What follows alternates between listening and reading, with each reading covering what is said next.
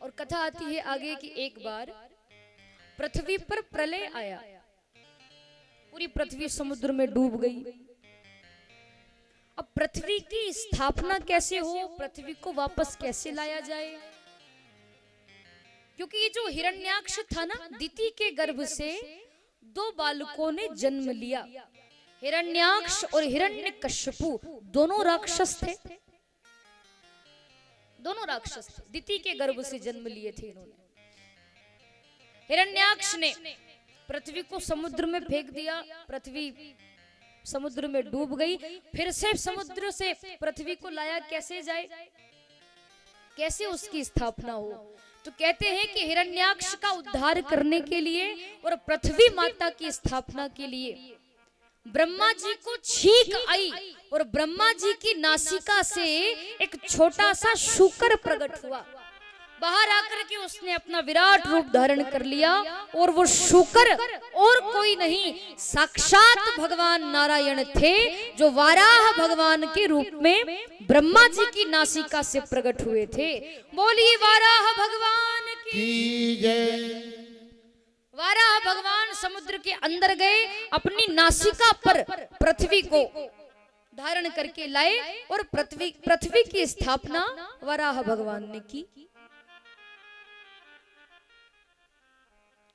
अब हिरण्याक्ष का आतंक बढ़ने लगा, देवताओं को सताने लगा, संतों को महात्माओं को सताने लगा।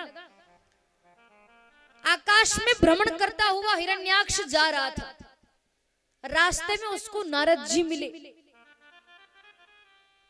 तो हिरण्याक्ष नारद जी से बोला कि नारद बाबा, ये वीणा बजाना ही आता है या फिर लड़ाई झगड़ा भी कर लेते हो? युद्ध करना आता है कि नहीं, कि केवल ये वीणा बजाने का काम ही करते हो? नारद जी ने कहा कि देखो भैया, भगवान के भजन के सिवा मुझे दूसरा कोई काम आता ही नहीं, दूसरा कोई काम नहीं आता मुझे। लड़ाई झगड़ा तो दूर की बात है। नारद जी ने कहा, तो हिरण्याक्ष कहने लगा, पर मुझे तो युद्ध करने की मन में आ रही है, मुझे युद्ध करना है, तुम मुझसे युद्ध करो।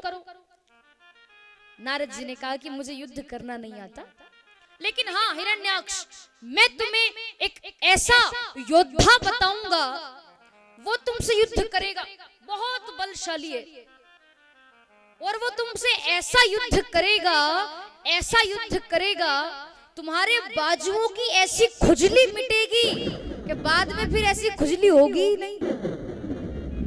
ऐसा युद्ध होगा तुम्हारे साथ। हिरण्याक्ष कहने लगा, कौन है वो योद्धा?